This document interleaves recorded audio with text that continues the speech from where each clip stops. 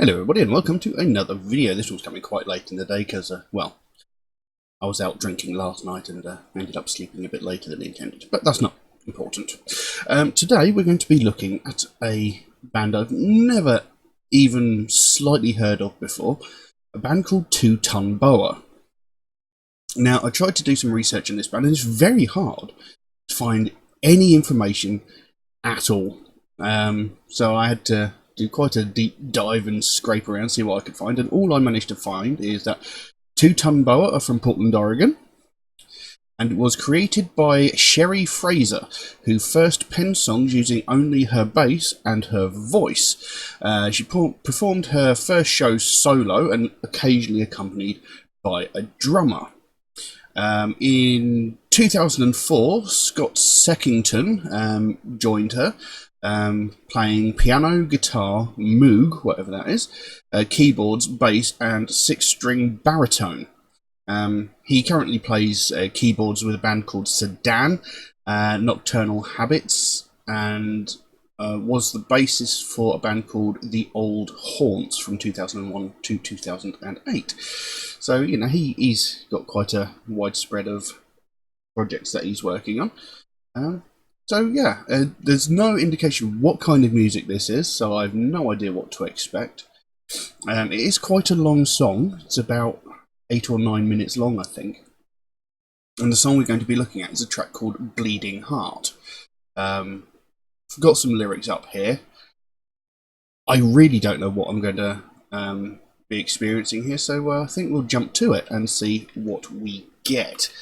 So, Bleeding Heart by Two Ton Boa. Have a look.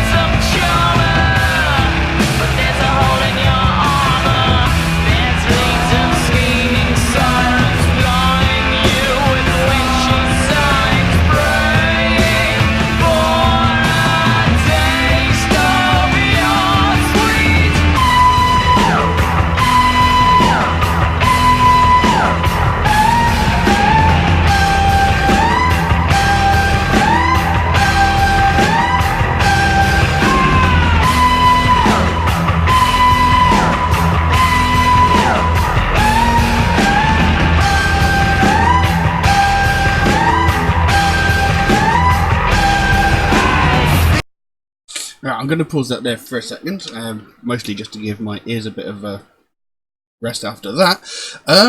Right. Very, very unusual, but very, very interesting.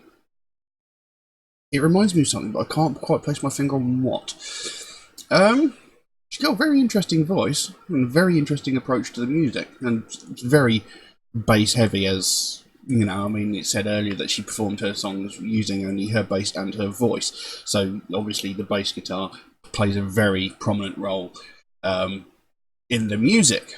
And the song opened in a very, very interesting way. It sounded like one of those old sort of wax cylinder records. It was quite interestingly done. It made me very, very curious. And it seems to be possibly that the opening lines were maybe the chorus. I don't know, because the opening lines have since been repeated in what we've heard of the track so far. Now, it opened saying, "Darling in my heart, I know we'll never part. Oh darling, your sweetheart belongs to me. Pretty birds may woo and steal a kiss or two, but darling, your sweetheart will still be true." And then it kicked in with like the heavy bass, the drums, etc. And yeah, I wasn't expecting the music to come out the way it was, but very enjoyable so far. It says, "I kissed you as you took my hand. Oh dear, you're such a big, strong man. Like a rosebud aching for the spring. I need you to tell me... No, I need to tell you once more." Can't read. And then it goes to that those opening lines again. "Darling in my heart, I know we'll never part. Oh darling, your sweetheart belongs to me. Pretty birds may woo and steal a kiss or two, but darling, your sweetheart will still be true." Then it goes, "Did I take you for a... Did I make another great mistake? You're such a handsome charmer, but there's a hole in your armour. There's leagues of scheming sirens plying you with witchy sighings, praying for a taste of your sweet..." And then it did those high-pitched sort of... I'm not going to say screams, they're more like wails in a way, but they... Through those headphones, they nearly blew my eardrums to pieces. Now, I'm not entirely sure what this song's about, but getting towards the end of what I've heard so far, you know, "You're such a handsome charmer, but there's a hole in your armour. There's leagues of scheming sirens plying you with witchy sighings, praying for a taste of your sweet..."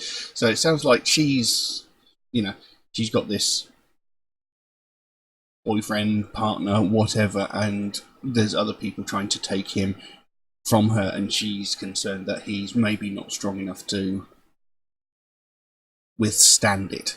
You know, that there's leagues of scheming sirens plying you with witchy sighings, praying for a taste of your sweet. So it sounds like there's loads of other women that are after you, and they're whispering things in your ear, telling you what you want to hear, you know, and making you promises and stuff to try and take you away from me. That's what it sounds like.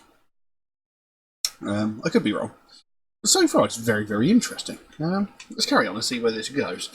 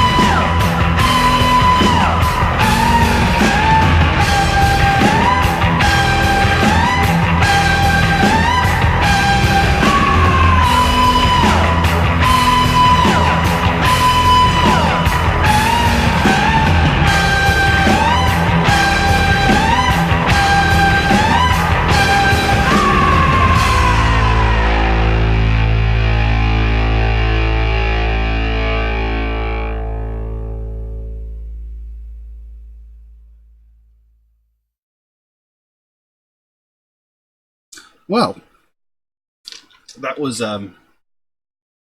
interesting. Um, it appears I may have been slightly wrong in what I first thought the song was about as well. Um, that was very, very interesting, very unusual. You know, the song is literally a bass guitar with a drum kit in the background. There might be a little odd bit of other musical instrument in there, but it is predominantly just a bass guitar and drums. And it sounds very, very good. It's very, very interesting. She's got a very interesting voice as well. You know, there's obviously quite a pitch range available to her. She's got quite a wide range in her vocal style. Very, very strange, very unusual. But I really liked it. I'm going to have to look at some more of their stuff at some point. Or their stuff, her stuff, whatever. Now, to begin with, I thought the song was possibly about her having this partner, whatever, and worrying that other women were trying to seduce him and take him away, and fearing that he might not be strong enough to resist. Now, it actually more seems like he's willingly going to these women, you know, sort of using them and this, that, and the other, and she sees him for what he really is. But, you know, she's still going to keep hold of him because she's like, you're mine. You know, it's like, you can be cruel to me, just see how cruel I can be to you, sort of thing, maybe. It carried on. I feel it to my soul. Dear, your hands are growing cold. Oh, darling, that's a cheap heart showing through. The pecking bird will stoop to steal a drop or two, but dear, your bleeding heart belongs to me. Your pretty words are peeling under the rotting ceiling. You've got another face, the dirty walls are breathing. I've got a real sick feeling, your secret trapped so neatly, locked inside, your head's beneath me, preying on the taste of your sweet. And then it went into that sort of wail, sort of almost scream sort of part again that blows your eardrums out. Then went, a whipped and broken mule would crack from a trick so cruel, but darling, you mistook me for a fool. Your gold-digging bird will stoop to swallow more worms than you, as her priceless hull spits out the last of you.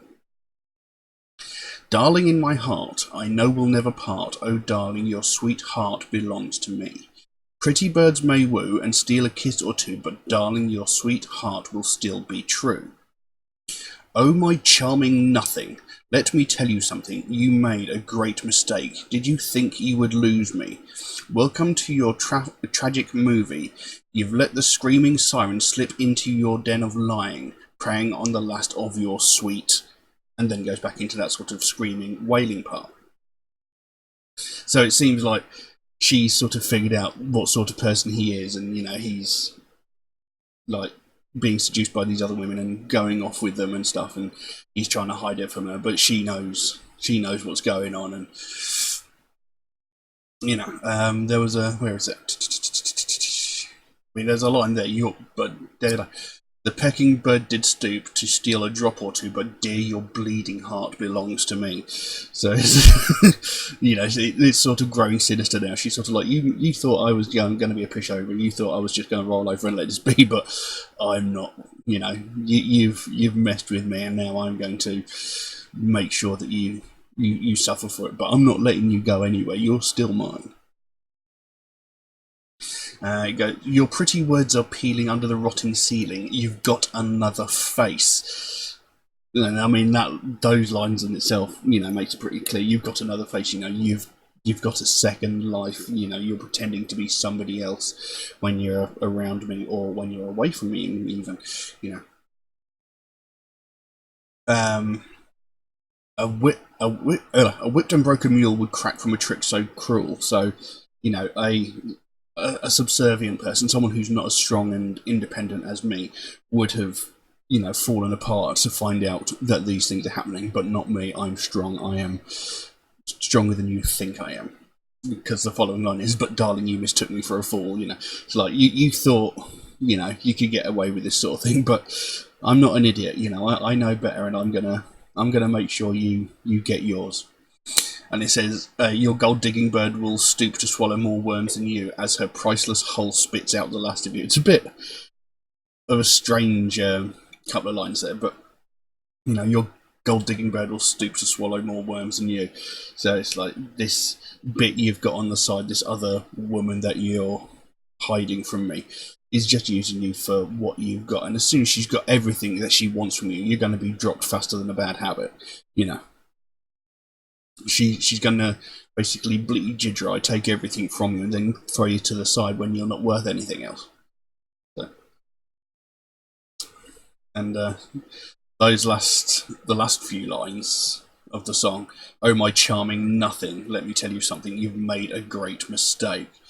You know, you know, my charming nothing. You know, you've got nothing. You know, you're not as good as you think you are. You're not as clever. You're not as smart. You're not as charming as you think you are. And you have made one hell of a big mistake, screwing me over. And you are going to pay for this. Because there's that line, "Welcome to your tragic movie." You know, this is what you're going to have to deal with from now on, because you screwed me. You screwed me over, and I'm going to make you pay for this. But I'm not going to let you walk away, and I'm not walking away from you. I'm going to make sure you suffer as much as you've made me suffer.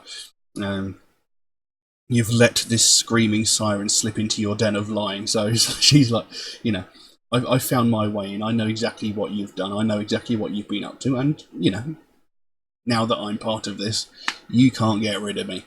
So, yes, it's quite a sinister song, but it's a very, very good song as well. And I love the way it's performed.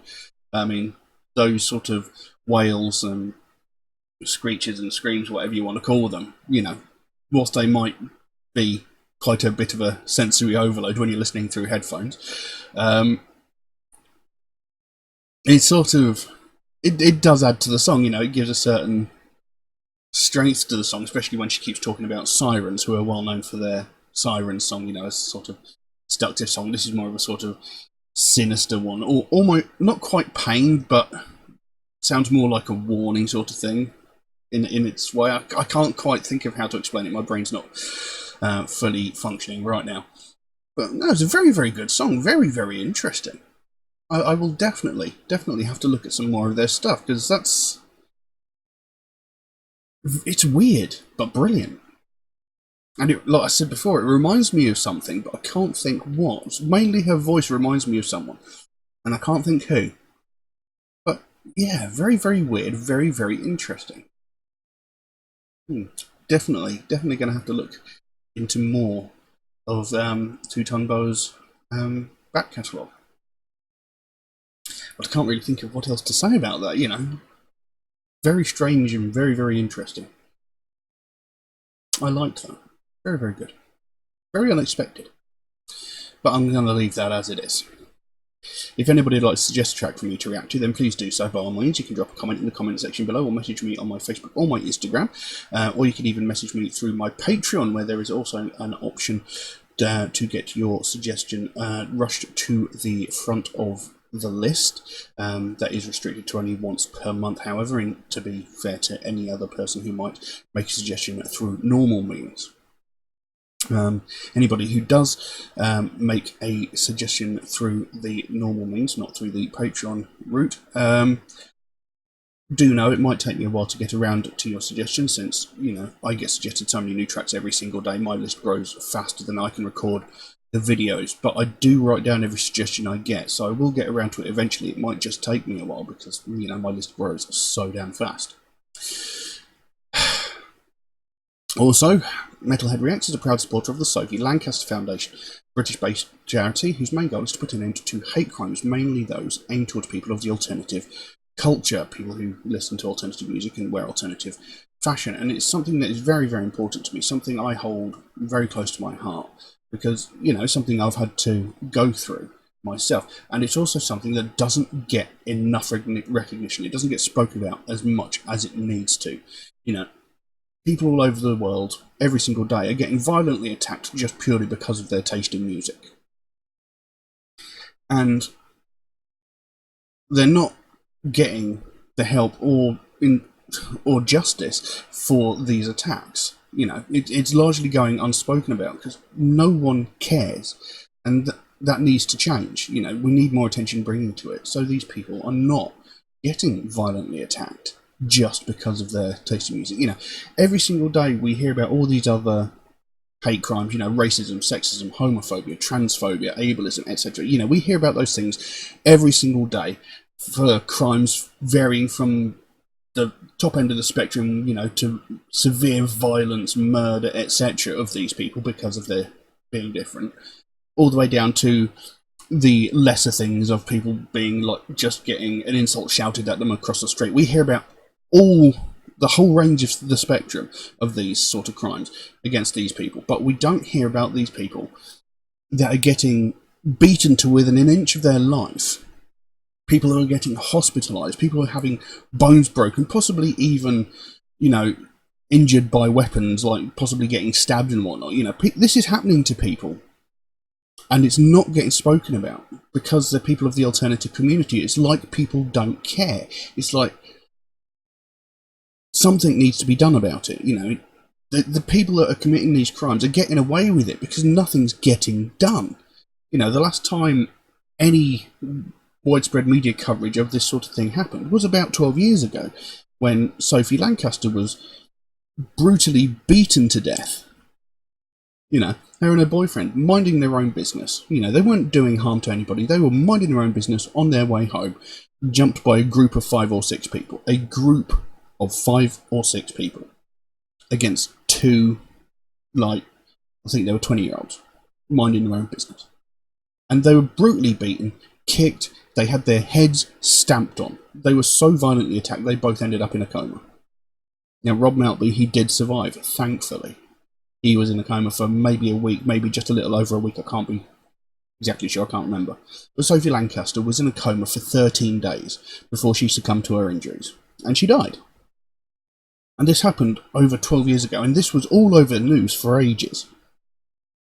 But I can guarantee you, in the 12 years since that happened, hundreds, maybe even thousands of other people of the alternative community have been attacked in a similar manner, and it's just not been spoken about because it hasn't ended in tragedy like it did with Sophie Lancaster. And that is not good enough. You know, it shouldn't take the death of someone to have this subject spoken about. It shouldn't need to go that far. Assault is assault, regardless of what music you listen to. You know, you can't just say, oh, it's not important, they just got beaten up because they like different music. It is still a hate crime. It is classified as a hate crime because you are attacking someone for having different views and different opinions to you. You know, it's still a hate crime. And it needs to change. It needs to stop. And this is what the Sophie Lancaster Foundation is all about. They want to bring more awareness to the fact that this is happening. They want, you know, people to realise that they're not going to get away with this. There are ramifications to their actions, and there will be consequences to what they're doing. And in order for that to happen, more people need to talk about it. We need to bring more recognition to the fact that it's happening so we can stop it. And, you know, I think it's so important because, you know, if someone is getting hospitalised, they're getting brutally beaten just for their taste in music, something needs to be done. We can't let it carry on. You know, we can't let what happened to Sophie Lancaster happen again. It should never have happened in the first place. So if you'd like to find out more about the Sophie Lancaster Foundation, there is a link to their website in the description below. You can go over there, find out what they're working on at the moment, find out what their goal is, because they can explain it a lot better than I can. And if you can help them out in any way, obviously you don't feel obligated to do so, but if you can help them out in any small way, you know, like even if it's a small donation through the website or something as simple as one of these Sophie wristbands off their web store, you know, the smallest amount can make the biggest difference. And the sooner we bring more attention to this, the sooner we can help to stamp out prejudice, hatred and intolerance everywhere. But I'm going to leave that as it is for the time being. Thank you all very, very much for watching, and I'll see you again soon. Bye-bye.